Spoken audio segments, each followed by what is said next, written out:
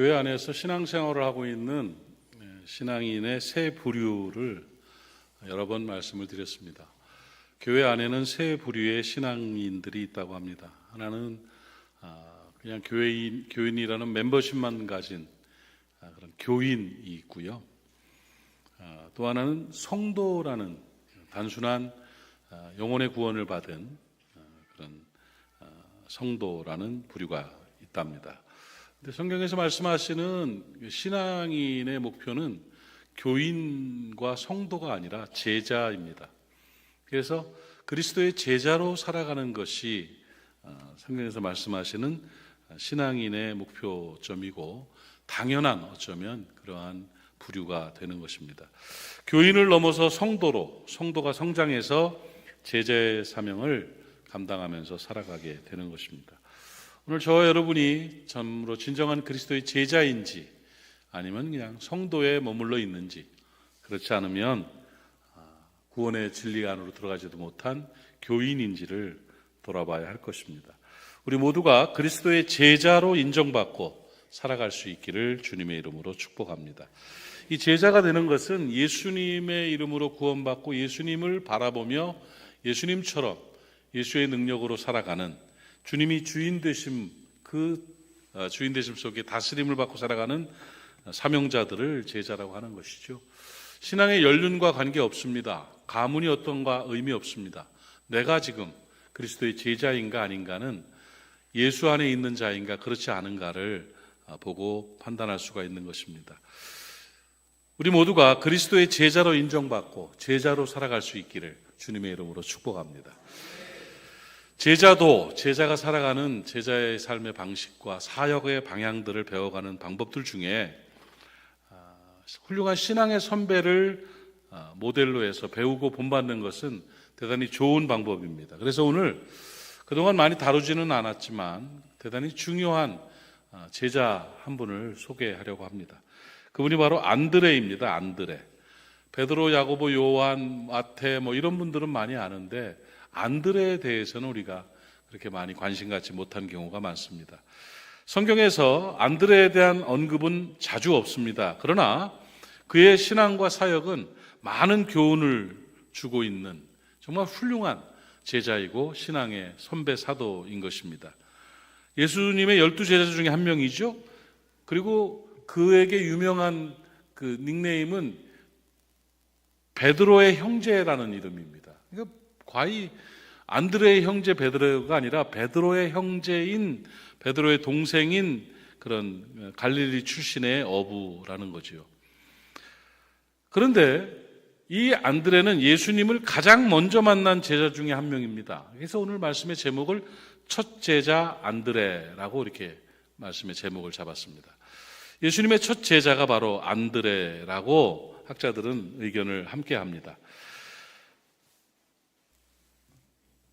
복음 전파의 시작, 또 제자의 역할에 아주 굉장히 중요하게 사명을 감당했던 인물인데 평가하기를 안드레는 예수님의 제자들 중에 가장 겸손한 제자다. 그리고 헌신적인 인물로 예수님의 사역을 돕고 복음을 전파하는 데 큰 역할을 했던 분이 바로 안드레라는 것입니다. 안드레의 겸손과 형제 사랑은 오늘날 우리 모두에게 제자의 삶과 복음 전파의 사명을 어떻게 수행할지를 가르쳐주는 좋은 신앙의 선배입니다. 오늘 안드레를 잘 배워볼 수 있기를 바랍니다. 그리고 저와 여러분이 오늘 이 시대에 안드레처럼 살아낼 수 있기를 바랍니다.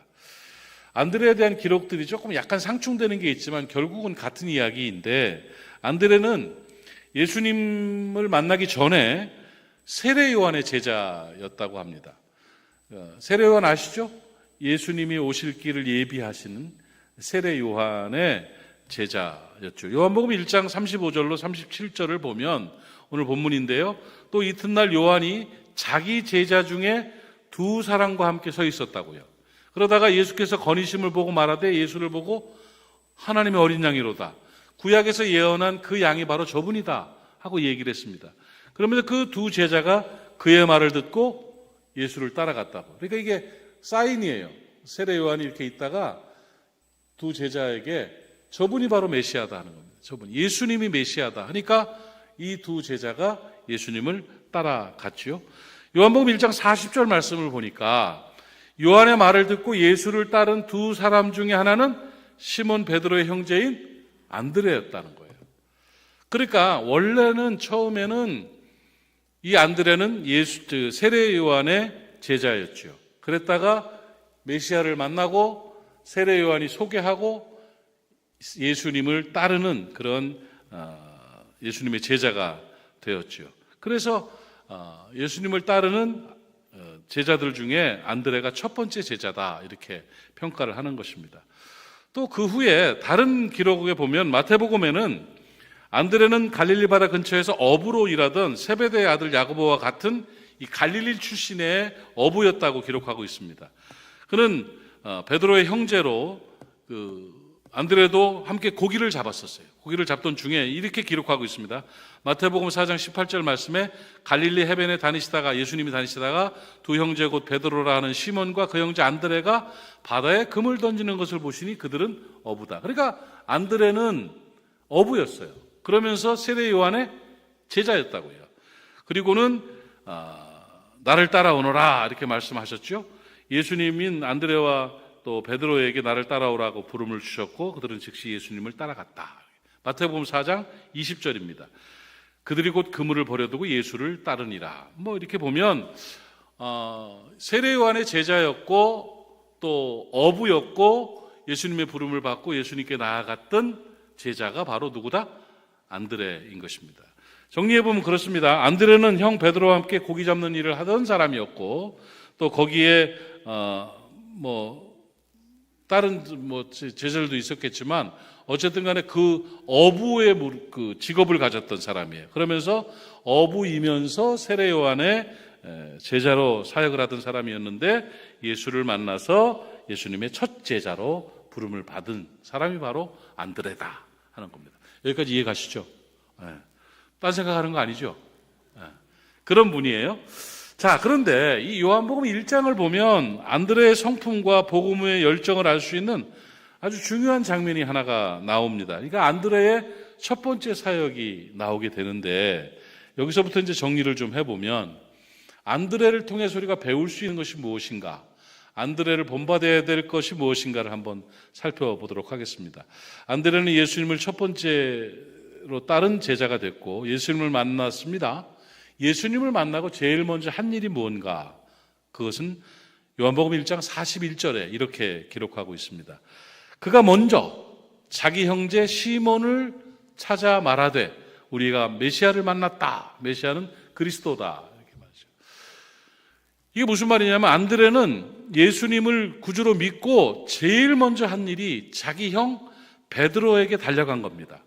가서 예수님을 만났다고, 메시아를 만났다고, 우리가 그동안 기다리던 그리스도가 바로 예수라고 하면서 형에게 복음을 전했다는 거예요. 요한복음 1장 42절 말씀을 보면 그리고 예수님 앞으로 데리고 갔습니다. 베드로를 형 가보자고, 형 진짜 메시아야 가자고 하면서 베드로를 데리고 예수께로 오니 예수께서 보시고 이르시되 내가 요한의 아들 시몬이니 장차 게바라 하리라 하시니 게바는 번역하면 베드로다. 이런 거예요. 장면이 연상이 되십니까?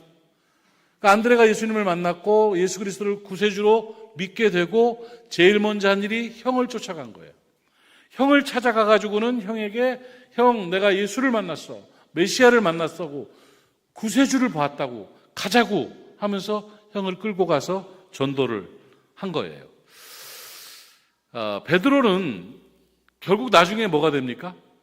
예수님의 수제자가 되잖아요. 수제자가 됩니다. 초대교회의 기초를 세운 인물입니다. 기독교 역사에서 가장 중요한 위치를 차지한 분이 바로 베드로입니다. 믿음의 여정과 사역을 통해서 신앙이 무엇인가를 보여주고 있는 기독교의 절대적인 존재가 베드로예요. 그 베드로를 예수님께 전도한 분이 안드레라는 거죠. 이 사건으로 우리는 두 가지 정도를 정리할 수가 있습니다. 하나는 안드레의 복음 전파에 대한 사명감입니다. 복음을 듣고 가장 먼저 가장 소중하게 여기는 자기 형에게 복음을 전하고 예수께로 데려왔다는 점입니다. 영혼 구원과 복음 전파의 시급성을 보여주는 안드레의 사역의 모습입니다. 안일을 하지 않았습니다. 가장 먼저 가장 사랑하는 가족에게, 사랑하는 형에게 즉시 복음을 전하는 자세를 가졌다는 것입니다. 형제 사랑과 전도의 모범을 보여준 인물, 복음 전파의 중요성과 시급성을 실천한 제자가 바로 안드레였습니다. 여러분, 그 안드레의 믿음과 복음 전파에 대한 중요성과 시급성을 여러분에게서도 보여줄 수 있기를 축복합니다. 제가 목사로 살아가면서 평생을 하나님 나라를 위해서 생명을 걸고 살고 있습니다. 예수 그리스도가 메시아가 아니고 하나님이 살아계시지 않고 천국과 지옥이 없고 영혼이 없다면 저는 목사 안 할 겁니다. 그런데 직업이니까 살아야 되니까 목사는 할 수 있을 거예요. 그런데 막 11조도 해야 되고 막 시간도 내야 되고 기도하고 참아야 되고 막 헌신해야 되고 막 이런 일들을 이렇게 해나가면서 제가 만약에 복음이 가짜였다면 저는 우리 아이들한테는 복음을 심지 않았을 겁니다. 왜? 너무나 손해보는 게 많아요. 하영아, 아빠는 목사지만 넌 네 멋대로 해. 왜냐하면 내가 지금 사기치고 있거든. 이럴 수 있을 겁니다. 의연아, 교회 괜찮아, 안 나가도 돼. 11조는 무슨 11조야. 그냥 너 먹고 살아. 이랬을 겁니다. 그런데 저는 이것이 진리이기 때문에, 이게 정말 하나님 나라이기 때문에, 안 되면 지옥 가기 때문에 다른 어떤 것도 저는 아이들한테 요구하지 않습니다. 근데 신앙만은 철저하게 지켜도 그렇게 가르칩니다. 요즘 우리 아이, 제가 부르는 별명이 광신도입니다.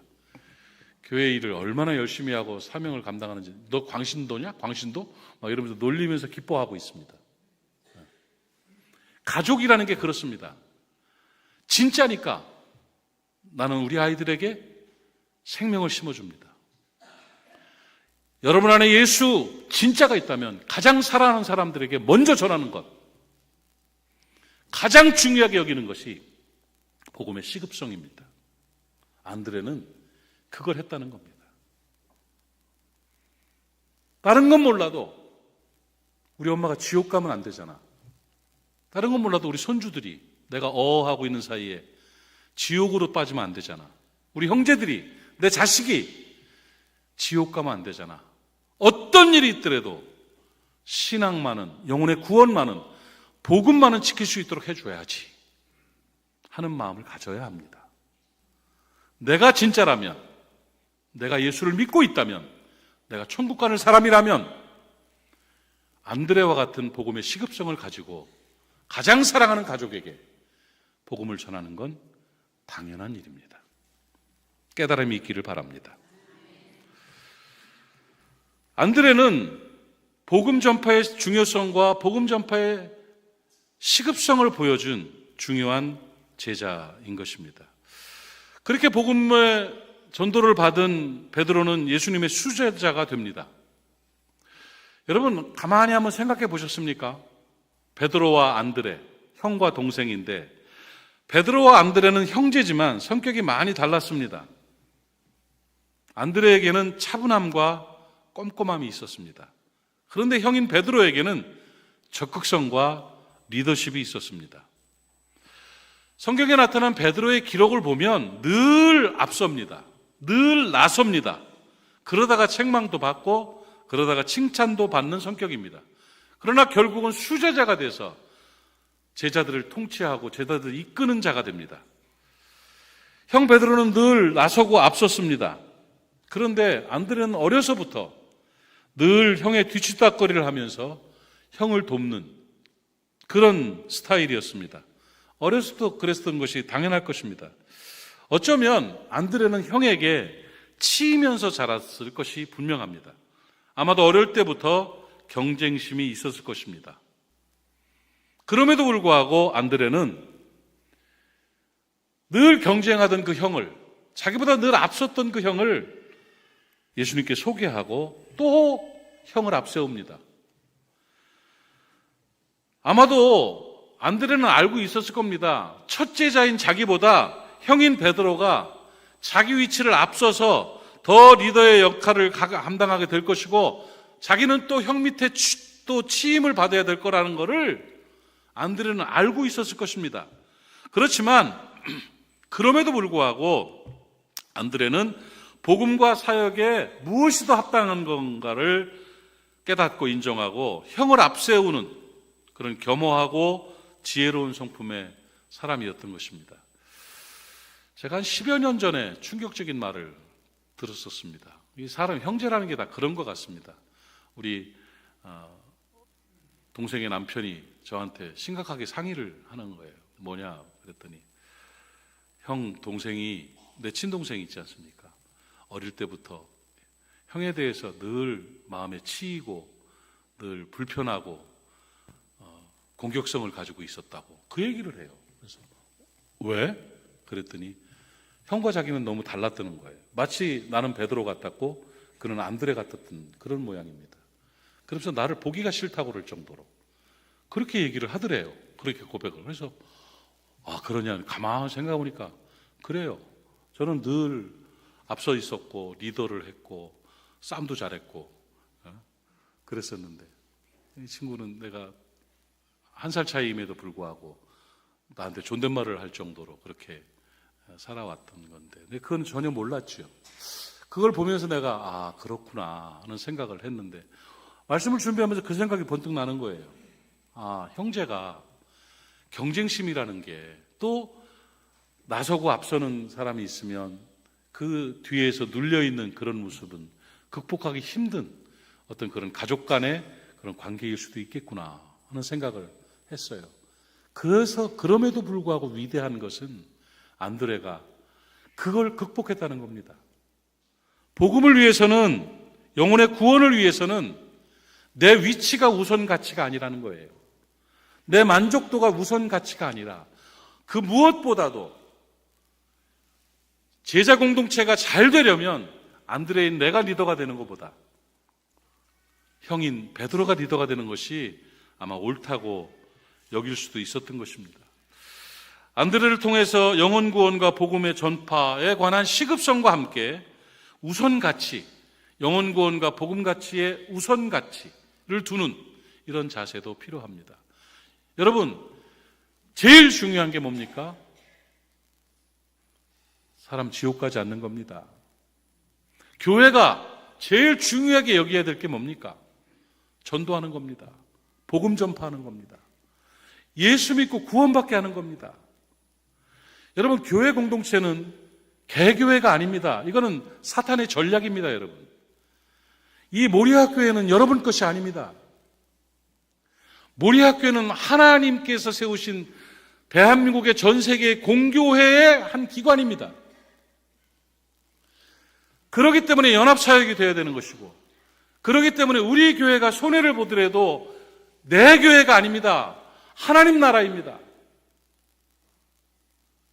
교회가 왜 퍼줍니까? 교회가 왜 나눠줍니까? 내 거 아니기 때문이지요. 그것이 더 중요하기 때문인 거예요.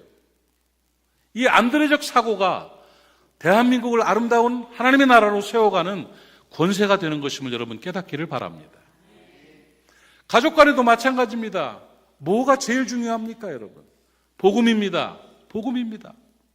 시험 기간이니까 교회 가지 말고 학원 가라. 이런 말도 안 되는 경우가 어디 있습니까?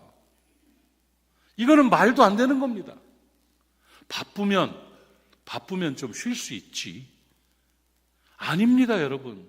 영혼에 관한 문제는, 구원에 관한 문제는, 복음에 관한 문제는 어느 것보다 우선되어야 된다는 사실을 깨닫기를 바랍니다. 안드레가 그걸 했다는 겁니다. 안드레는 자기가 나서는 게 아니라 형을 세웠다는 거예요. 자기가 또 치일 것을 알면서도 복음이 중요하니까, 하나님 나라가 중요하니까 기꺼이 형을 앞세우고 또 그림자처럼 뒤에 있었던 그런 존재로 살아갔다는 것입니다. 영혼 구원과 복음 전파의 사명이 가장 우선시되는 그런 모습을 보였던 안드레의 복음 중심의 마인드, 그 가치를 여러분 본받을 수 있기를 주님의 이름으로 축복합니다. 자, 안드레는 어떤 제자였느냐? 형인 베드로에게 예수님을 소개하고 복음 사역에 중요한 역할을 하게 했던 그러한 복음의 시급성과 우선 가치를 두고 있었던 그런 중요한 인물입니다. 안드레 매력적이지 않습니까? 대단히 매력적인 사람이라고 생각을 합니다. 그리고 또 한 가지 안드레를 통해서 배울 수 있는 것은 뭐냐면 겸손한 사람이었습니다. 지혜로운 사람이었습니다. 헌신적인 제자였습니다. 이 세 가지는요, 정말 알짜입니다, 알짜. 안드레는 겸손했고, 안드레는 지혜로웠고, 안드레는 헌신적이었다는 거예요. 그러니까 드러내려 하지 않았습니다. 멋있는 모습이에요. 드러내려 하지 않았고, 결코 그렇다고 뒤처지지도 않았던, 드러내지도 않지만 뒤처지지도 않았던 늘 열매가 있었던 헌신적인 제자가 안드레인 것입니다. 안드레는 예수님의 주요 사역에 자주 등장하지는 않습니다. 성경에 많이 나오지 않습니다. 12제자 중에 한 사람으로서 예수님의 사역에 동참은 했지만 막 베드로처럼 막 등장하지 않습니다. 요한처럼 막 나타나지 않습니다. 그저 변화산 사건이라든지 겟세마네 동산에서 기도하는 그 중요 순간에 다른 제자들과 함께 예수님의 곁에 있었던 분이 안드레입니다. 그리고 정말 중요한 결정적인 포인트는 어디에 있냐면 오병이어 사건입니다. 오병이어 사건을 통해서 안드레의 멋진 모습을 찾아볼 수 있습니다. 예수님의 능력과 복음의 권세를 알리는데 가장 결정적인 역할을 한 사건이 뭐냐, 성경의 사건들이 뭐냐 보면 오병이어 아니겠습니까? 물고기 2마리와 보리떡 5개로 몇 명을 먹였어요? 5,000명을 먹이고 12광주가 남는 그 기적을 보인 그 사건의 중심에 안드레가 있었다는 사실입니다. 이걸 좀 우리가 배워볼 수 있기를 바랍니다. 요한복음 6장에 보면 예수님께서 유월절 즈음에 산에서 말씀을 가르치는데 수많은 무리가 나왔습니다. 그때 막 치유의 역사가 나타나고 막 큰 권세가 있으니까 사람들이 몰려들기 시작했습니다. 그 사람들이 많이 몰려들었고 해는 지고 이제는 배가 고파가지고 사람들이 꼬르륵 소리가 나고 막 힘들어지는 그때 예수께서는 이미 마음에 다 알고 계셨지요만은 빌립에게 물어봅니다. 이 많은 무리에게 어떻게 떡을 먹이겠느냐 하고 물어봤습니다. 요한복음 6장 6절 말씀 보시면 이 말씀을 하시면 친히 어떻게 하실지 아시고 뭐 하고자 함이라? 빌립을 시험하고자 함이라. 자, 연상을 해보십시오. 막 수천 명의 사람들이 모여 앉아있고 먹을 게 하나도 없습니다. 광야 빈들입니다. 식당도 없습니다. 가게도 없습니다. 이걸 어떻게 하면 좋을까? 능력의 주님께서 본인이 스스로 하시지 않고 제자들을 테스트를 하신 거예요. 몇 년 가르쳤으니까 마인드가 달라졌겠지 하고는 물어봅니다. 빌립에게, 빌립아, 이 많은 사람을 어떻게 하면 좋겠느냐? 빌립을 시험해 보려고 그런 거예요. 그런데 빌립은 7절 같이 읽읍시다. 시작. 빌립이 대답하되 각 사람에게 조금씩 받게 할지라도 200데나리온의 떡이 부족하리이다. 역시 빌립은 돈으로 계산했습니다. 그냥 바로 돈 나옵니다. 계산 딱 나옵니다. 자기 계산과 현실만을 바라본 빌립, 믿음 없는 모습입니다. 그러니까 예수님은 실망하셨죠. 믿음의 시험에서 탈락했습니다. 그 장부만 보고서 결정을 하고 계산만 하고 있으면 하나님의 능력은 언제 나타납니까? 여러분의 가정 안에서 여러분의 삶 가운데 늘 내가 정리하고 계획하고 내가 알고 있는 것만 가지고 바라본다면 오병이의 역사는 없습니다. 빌립이 그랬습니다. 아주 현실적인 사람입니다. 그런데 안드레는 달랐습니다. 그런 상황 속에서 안드레는 빌립이 똑똑한 모습으로 보였지만 이 안드레는 그렇게 하지 않았습니다. 무리들 사이를 다니면서 예수 그리스도 앞에 드릴 기적의 재료를 찾았다고요. 그게 안드레의 모습입니다. 안드레의 멋진 모습입니다. 기적의 재료를 찾습니다. 요한복음 6장 8절로 9절이 제자 중 하나고 시몬 베드로의 형제 누가? 안드레가 예수께 여짜오되 여기 한 아이가 있어 보리떡 5개와 물고기 2마리를 가지고 있나이다. 그런데 이게 이 많은 사람에게 어떤 유익이 되겠습니까? 하고 물고기 2마리와 보리떡 5개를 가진 아이를 데려와서 그 도시락으로 만든 고기 5마리, 물고기 2마리 참 떡 5개, 보리 떡 5개, 요만큼 그걸 가지고 예수님 앞에 드렸습니다. 예수님 마음에 흡족하셨습니다. 뭔가 기적을 위해서, 예수 그리스도의 말씀하신 내용을 위해서 아무것도 없는 곳에서 찾아다니는 모습입니다. 해보려고 하는 겁니다. 그랬을 때 예수 그리스도께서 그걸 손에 잡으시고 안드레가 찾아온 물고기 2마리와 보리떡 5개를 들고 축사를 하셨습니다. 그게 오병이어의 기적을 일으켰던 것입니다. 같이 읽읍시다. 예수께서 떡을 가져 축사하신 후에 앉아 있는 자들에게 나눠주시고 물고기도 그렇게 그들에게 무엇대로 주시니라? 원대로 주시니라. 원한 대로 주셨습니다. 그리고도 12강주리가 남았습니다. 그 기적, 거기 있는 모든 사람들은 그 장면을 봤습니다. 너무 멋진 모습입니다. 그 기적의 중심에 안드레가 있었다는 사실입니다. 여러분, 오병이어의 기적은 안드레와 같은 믿음으로 예수 그리스도의 능력을 믿고 자기가 기적의 재료들을 찾아낼 때 나타나는 것입니다. 여러분의 가정에, 여러분의 인생에, 우리 교회의 사역 가운데 안드레가 많아지기를 축복합니다. 찾아낼 수 있기를 바랍니다. 할 수 있다고 믿으시기를 바랍니다. 행하는 여러분 되시기를 바랍니다. 물고기 2마리와 보리떡 5개를 주님의 손에 올려드릴 수 있는 믿음의 사람 되시기를 주님의 이름으로 축복합니다. 안드레는 겸손하고 지혜롭고 헌신적인 제자였습니다. 안드레는 많은 주목을 받지는 못했지만 항상 예수님의 사역을 돕고 헌신하면서 자신의 위치에서 겸손하고 지혜롭게 역할에 충실했던 그런 제자였습니다. 멋있지 않아요? 참, 안드레 귀한 분입니다. 유명하다고, 앞선다고 대단한 거 아닙니다. 정말 나서지 않았지만 뒤처지지도 않고 늘 있는 듯 없는 듯 했지만 중요한 역할을 감당하는 그 안드레의 모습이 귀합니다. 그리고는 안드레는 하나님 나라 건설을 위해서 예수님처럼 살다가 결국은 순교합니다.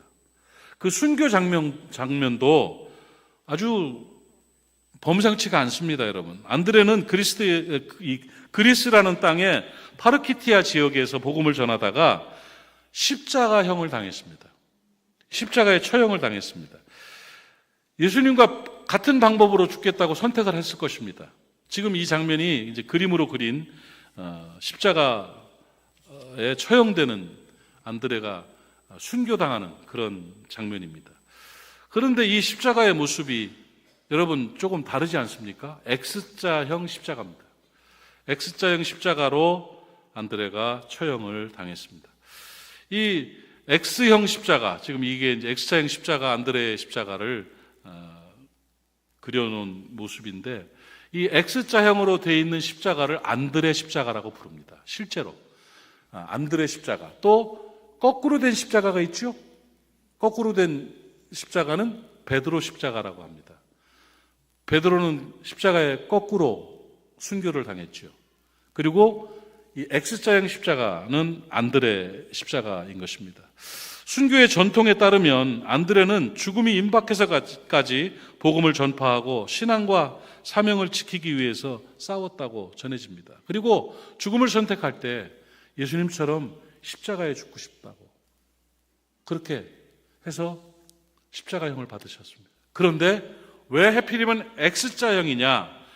이 그리스도라는 그 그리스도의 헬라어 첫자, 그리스도가 크리스토스인데 크리스토스의 헬라어 첫자가 X입니다, 여러분. 헬라어 첫자가 X자가 크리스토스가 되는 거예요. 그래서 그리스도를 상징하는 X자형 십자가에 기꺼이 순교한 그리스도의 종이 바로 안드레인 것입니다. 그의 순교는 신앙과 제자의 사명의 아름다운 헌신과 믿음을 보여주는 마지막 열매가 된 것입니다. 예수님을 위해서, 복음을 위해서 생명을 바친 위대한 제자가 바로 안드레인 것입니다. 사랑하는 여러분, 현실이 버거울 것입니다. 이 땅을 바라보며 살아가는 것만으로도 힘들 것입니다. 그러나 본질을 찾으면 이 모든 것들이 뒤로 가게 되어 있습니다. 인생의 앞에 그림자가 있습니까? 그 그림자를 해결하기 위해서 아무리 세게 달려도 내 앞에 그림자는 결코 없어지지 않습니다. 내 앞에 그림자를 없앨 수 있는 유일한 방법은 태양을 향하여 돌아서는 겁니다. 태양을 향하여 돌아서고 태양이 앞에 있으면 그림자는 내 뒤로 오게 되어 있습니다.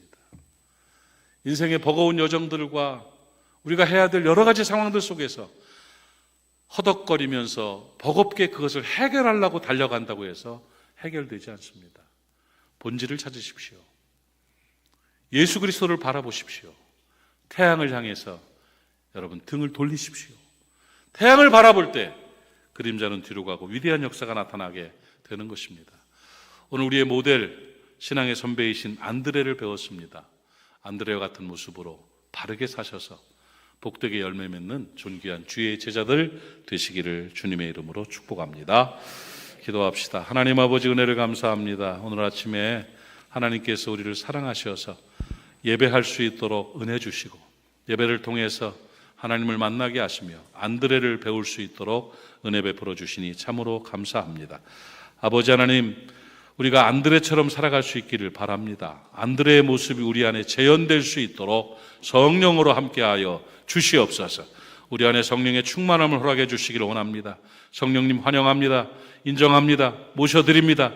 내 안에 오셔서 나를 다스려 주시옵시고 성령의 능력으로 승리하는 모리아 가족들이 다 되게 하여 주시옵시며 이 시대의 안드레로 살아가게 하여 주시옵소서.